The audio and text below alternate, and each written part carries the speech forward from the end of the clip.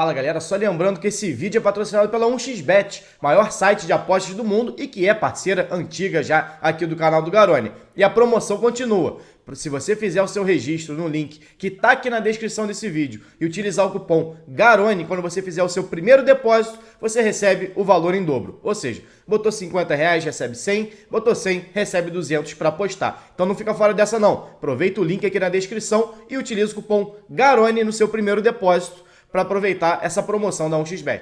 E aí, ainda sobre Nenê, agora a parte positiva aqui, esquecendo essa questão de elenco e tal, uma coisa que eu sempre tentei falar do Nenê e de qualquer outro jogador, porque eu acho que as pessoas, já escrevi sobre isso, não é só sobre torcedor não, isso, aliás, muitas vezes mais do jornalista do que do torcedor. A dificuldade que às vezes as pessoas têm de valorizar o trabalho do outro.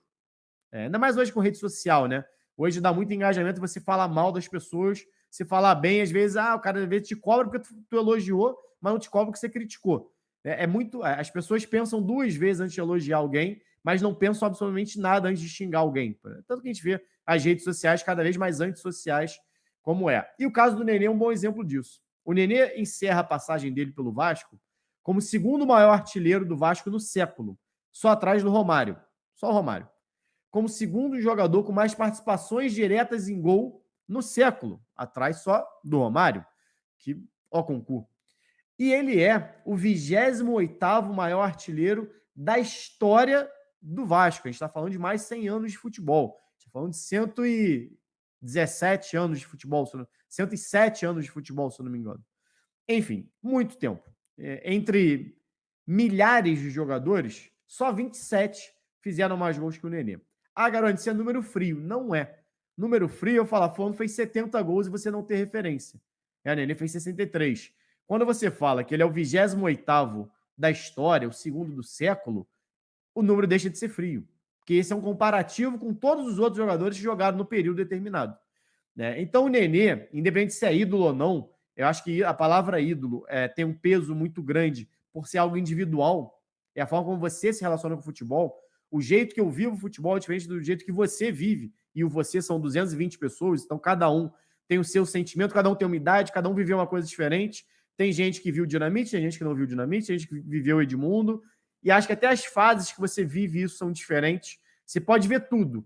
Talvez aquele pedaço ali da tua infância, tua pré-adolescência, vai ser um marco muito maior, porque talvez ali naquele momento tua paixão fosse muito maior. Então tua relação com aquele time é algo mais umbilical do que é você com 30, 40 anos, que gosta de futebol, mas talvez não se envolva tanto, né? Apesar de gostar, né? Mas a sua relação é diferente.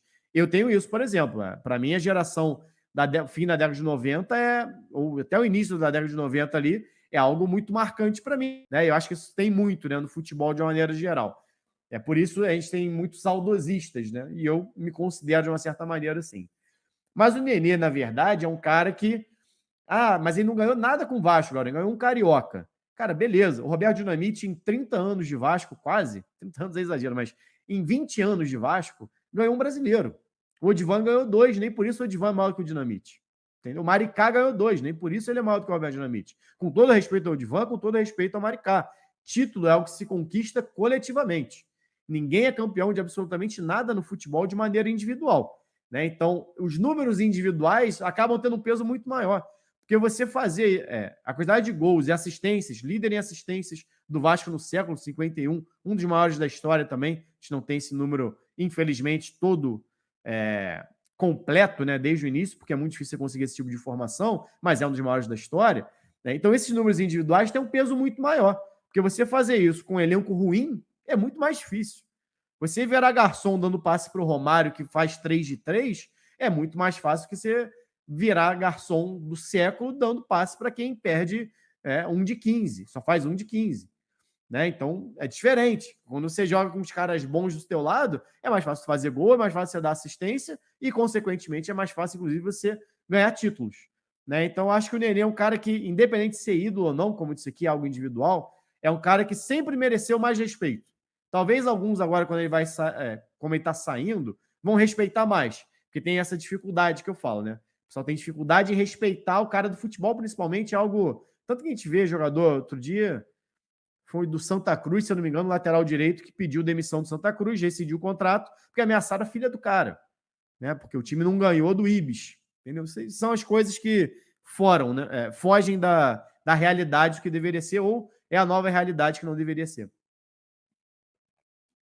Mas, enfim, eu acho que o Nenê merece todas as homenagens possíveis. É um cara que quis sair no momento que quis sair, é direito dele também, mas quis voltar. Voltou no momento. É um cara que pegou o Vasco em 2015, quando chegou na primeira vez.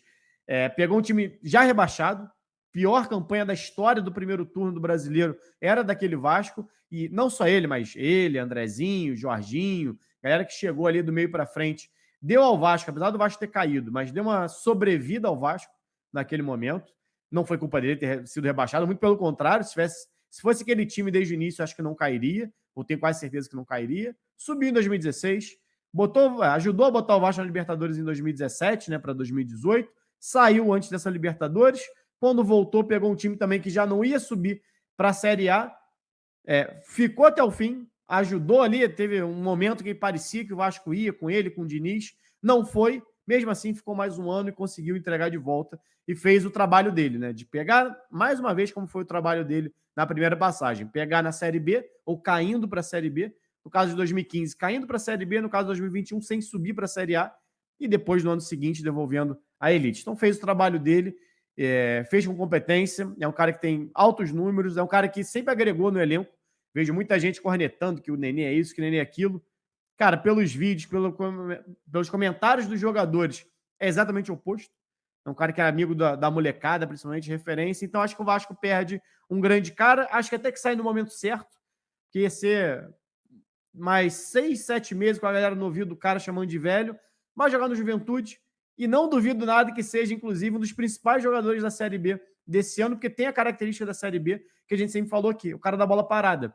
A Série B é um jogo mais físico, menos técnico, de muita bola longa, pouca bola curta, né? Muito contato físico, muito escanteio, muita faltinha, e o Nenê é o cara disso, da faltinha, do escanteio, da bola parada, do chute de média distância. Eu acho que ainda vai render numa Série B, e aí essa história de aposentadoria dele, se bobear, ainda rende mais um tempinho aí. Mas é isso. A questão é, saiu mais um. Precisa chegar.